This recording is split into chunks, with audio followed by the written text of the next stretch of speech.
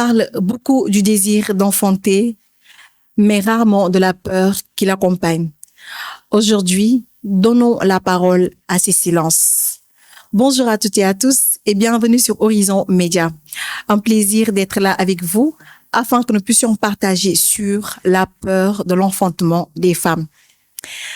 Tey ñu bari ñi ngi laajte lan moo tax jigéen ñi léegi nangootuñu jur lan moo tax ñi bañ a jur mais il y a plusieurs raisons li tax tey jigéen ñi bëggatuñu jur wala aussi bëgguñu di bëri ay doom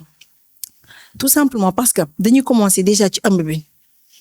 quand tu es là à trop te plaindre lii daf may metti ñu ne da nga bëri ay caprice da nga bëri ay jàmbat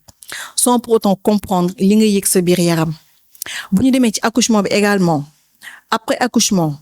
la femme ne prend pas le temps tey defarwaat mën a récupérer nekkaat en forme dès que mu pare duggaan na encore ci problème familial yi les charges de la famille donc ce qui fait que li muy yëg après ci yaramam moom moo koy xam et souvent elles n'ont pas d'aide de la part de leur mari parce que il ne faut pas oublier que wasin nekk na acte boo xam ne ku jigéen ki day nekk entre dund ak dee entre la vie et la mort mais comme j'ai l'habitude de dire sûrement ni ñu tàmmee dégg chaque jour diw am na doom on a tendance à minimiser acte boobu alors que ce n'est pas à minimiser parce que yàgg nañ di dégg diw de am na doom dafa doon am doom jaaree fa ñàkk bakkanam alors c'est quelque chose bi nga xam ne war nañ ko di tenir en compte di encourager les femmes di leen réconforter di waxtaan ak ñoom di dalal seen xel même si mës nañ am doom benn ñaar ba ñett mais à chaque accouchement dañoo war a xam ne c'est quelque chose d'extraordinaire te ku jigéen ki day soxla accouchement ce n'est pas parce que am na doom une fois wala deux fois que buy wasinaat c'est quelque chose boo xam day jaar jàll non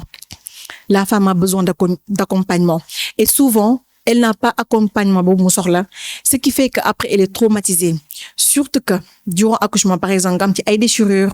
am ñoo xam dañ ci am ay complications au point où dañuy retrouver dans le coma nekk pendant des jours à l'hôpital sans yeewu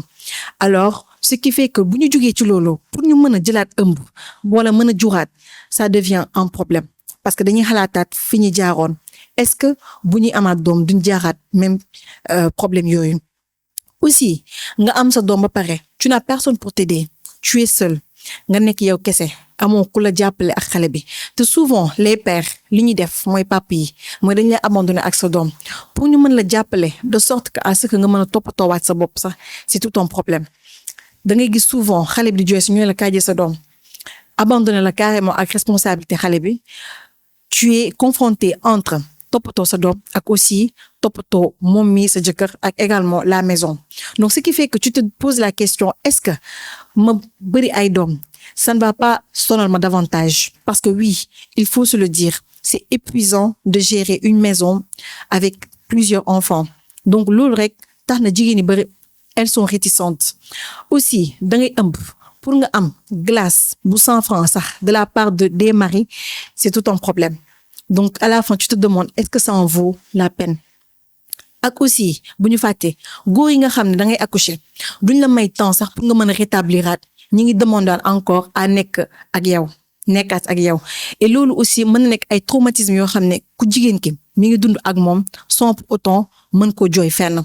parce que après accouchement la femme a besoin de beaucoup de temps ak aussi toppatoo bu baax pour que mu mën a delluwaat comme il faut en tant que jigéen ak aussi retrouver intimité en tant que femme pour mën a continuer vie bu muy am ak jëkkëram vie intime donc suñ ko mayulee temps boobu rek c'est tout à fait normal que après elle est traumatisée qu'elle ne veuille pas amaat doom encore pour éviter de revivre les mêmes soucis ak aussi les mêmes problèmes donc il y a plusieurs raisons li tax jigéen am réticence wala ragal di jurati donc essayons de nous poser chaque couple bien sûr de poser la question à sa femme à son épouse sa soxna lan moo tax tey nga taxaw lan moo tax tey bëggaatoo am doom et aussi am grandeur seen jabar bu leen waxee li tax tey elle ne veut plus amaat ay doom wala dajale doom yu bari que ngeen mën ko comprendre aussi mën ko soutenir accompagner ko ci aussi ay peuram et si possible ngeen mën ko réconforter afin que mu mën leen jural mën na continuer voilà agrandir famille bi. C'est important. Alors, c'était un plaisir de partager avec vous sur ce cri de cœur. Et je vous dis à très bientôt sur Horizon Média. Merci à vous.